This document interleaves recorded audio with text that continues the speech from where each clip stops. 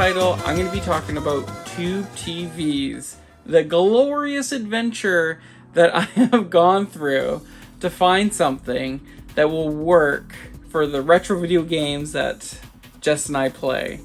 And it has been an adventure. Many years we spent trying to find the right TV, and many adventures I have gone on, and I will discuss them today in this video. So of course, my first Tube TV that I would say was technically mine when I was growing up. It was a TV that had a VHS player that was built into it. I would be playing my N64 on that all the time. Ocarina of Time, Super Smash Bros, Mario 64, Worms Armageddon. Oh my god, I played so much Worms Armageddon.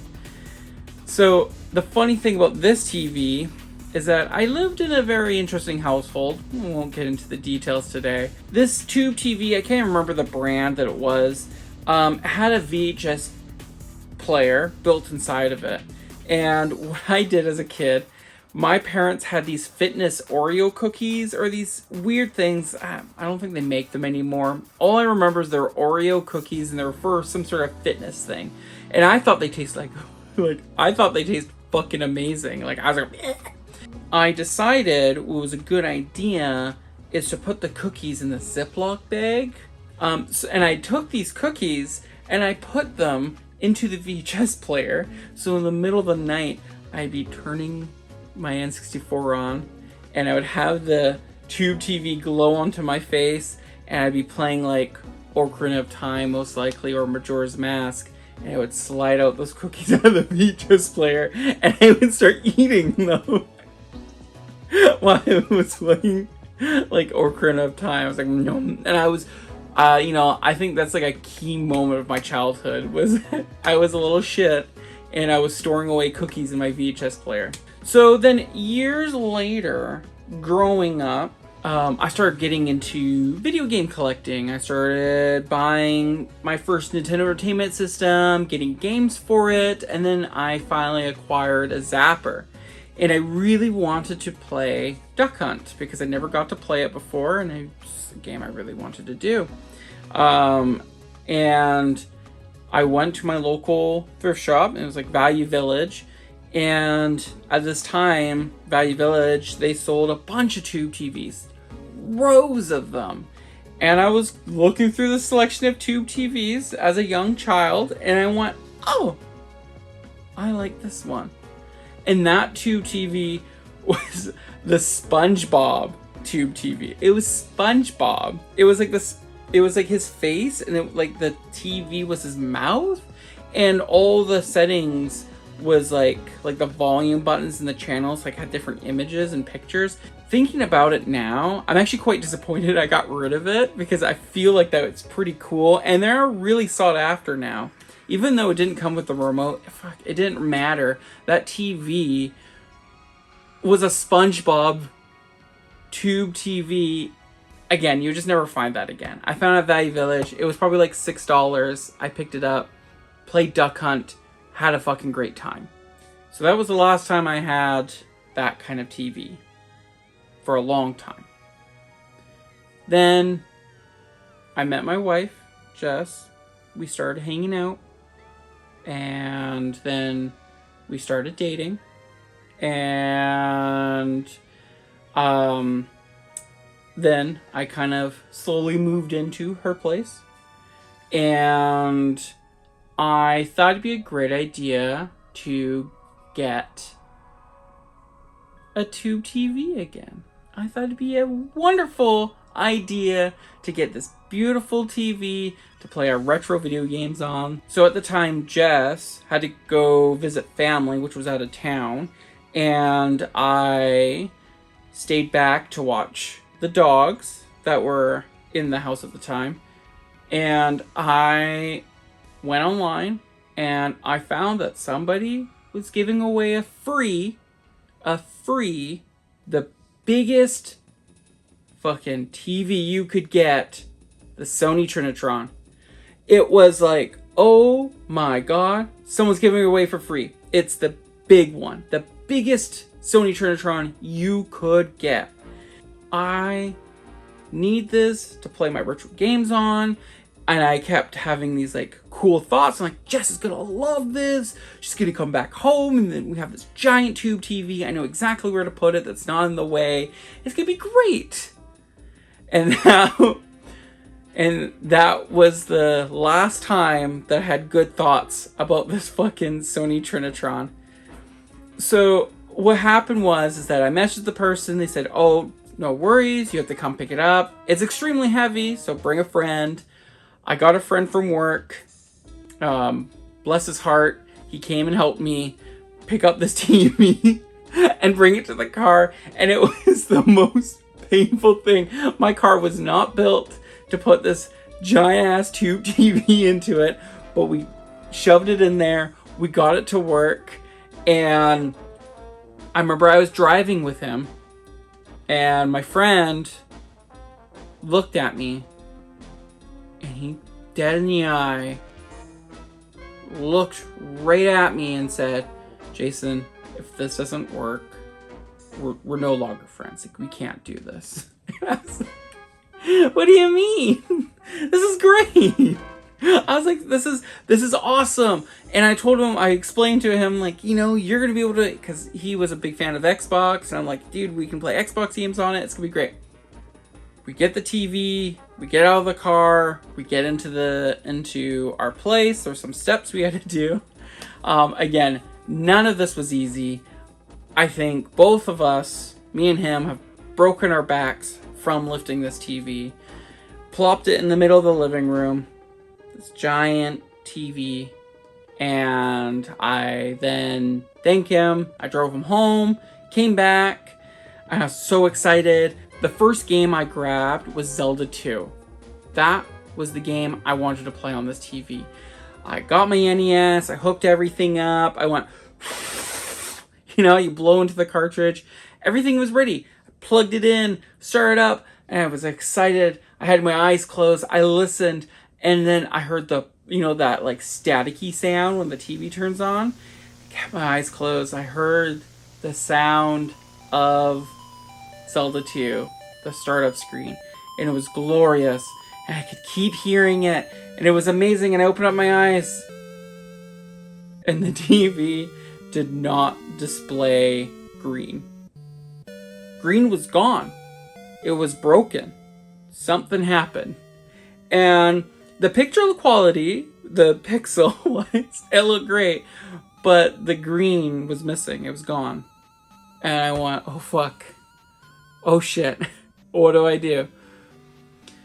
So this started my adventure of looking online, going to Google, trying to research everything. I pulled the back of the TV off to look at the inside to see if there's anything I need to clean or what I need to do. I do not fix TVs, especially old ones, at all. I've never done it, and I still have never done it. So you can probably tell where the story's going.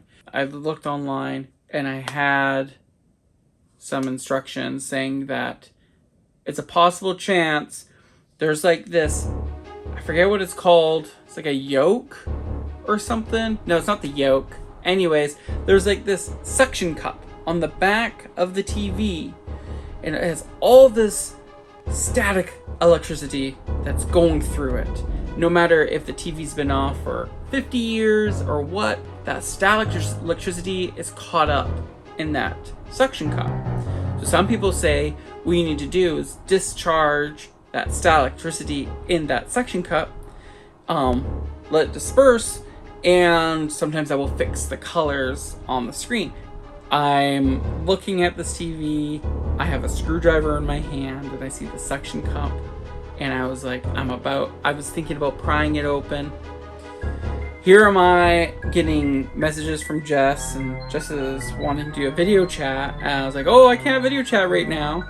And, this our relationship just started, and I'm sitting on the ground in her living room in my underwear. That's it. Looking at this TV. and wondering if I'm gonna fucking die or not. I didn't know, because everything I read about doing this thing said, warning, you can get electrical shock and die. And I'm like, is this TV worth it? And at the time I was like, yes it is. It's totally worth it. It's so worth it. I had the screwdriver ready. I'm prepping myself to pull that suction cup off, and I came to my senses and I didn't touch it. I sat there for a really long time in my fucking tidy whities looking at this TV, hoping that I could fix it, because I had so much hope for it, because it was my dream TV. So now I'm in the living room looking at this TV, looking at it on the ground and being like, oh shit, Jess is coming back like tomorrow, and now I have this giant ass tube TV in the middle of her living room and I can't lift it by myself. And my friend is not gonna help me lift it out of the house because I'm gonna have to tell him it's broken. Oh my god. So what happened was, I had this faint memory, and our neighbor told us something, and she's like, yeah, if you have any heavy furniture, just put it on the side of the street and call the city and tell them that somebody dropped it off, come pick it up. I think I'm gonna do that, because I don't think I'm gonna be able to get this TV back in my car. Like, I barely made it work last time. I think I'm gonna do that. So I got my dad to come over. He brought a dolly. We dollied it down the steps. Boom, boom, boom, boom, boom, boom. Brought it to the curb. I dropped it off. My dad left, and he thought it was insane. And I went back inside. I went, boop, boop, boop, boop, called the city, and I was like, hey. So some homeless person came by and dropped off this like giant TV. I was just wondering if you guys could come pick it up. It just makes our street look really ugly. Oh my god. So I called them up to tell them that. And then I kind of like waited and to see if they're going to show up. And this white truck pulls up, and I'm like, oh my god, it's from the city. So the dogs I was watching, I got them to go outside. And in our backyard, we had a fence that I could see the road. So here's me outside, and I promise you, I wasn't in my underwear at this time. I had clothes on. I was looking through the slats like this, just like peeking with my fucking eye, trying to see how they're gonna lift this TV into the trunk. And here comes out these people. No, it wasn't people. It was just one person. Here comes out this one person to lift this TV into their trunk. They had to call backup. And so somebody else came to go grab and help and lift this TV up the trunk. And at some point, they got it to the other side of the street. They dragged it, because I think they were just trying to get their trucks off the road. There was this whole thing. But they got it across the street. I think they dragged it. And then they were able just to lift it up on top of the tailgate. And then they were like, whoa, whoa, whoa, whoa. And they both backed up so fast. And the TV just tipped. And it went in the glass. Oh my god, the glass. The glass was everywhere. It was shattered all over the pavement. Oh my god, did I feel like a shithead? I was looking through the people. I felt like a shithead because I put them into that issue. Because I thought I could get myself a free Sony Trinitron, the biggest TV you could get. And to this day, I think about that, and I think about, that TV. But it's just so funny. It's so funny, the complexity that I went through to get that TV. Because in my head, I was like, Jess needs to come home and there's no TV, because I don't want to be able to explain why there's a broken giant-ass tube TV in the middle of her living room. Though she would totally understand, but it was just one of those thoughts, was like, I just want to make sure that, it's just not there. So I ended up the next day, before she came down, finding another listing for a tube TV online that was $20. And do I regret paying $20 for this TV? I kind of do, but I kind of don't, because the memory behind when Jess came home to see the TV all set up and everything was kind of magical, and we gamed quite a bit that night when she came back. Was this TV right here. And this TV, oh my god, I can't lift it up. Ugh. This one right here. So this is the, what is it called? It's an Emerson tube TV. I put a bunch of cool stickers around it. I thought it looked kind of cool. And this TV is like a 15-inch TV. It's very similar to the SpongeBob one, but it displayed video games quite well. The only issue is that it only took,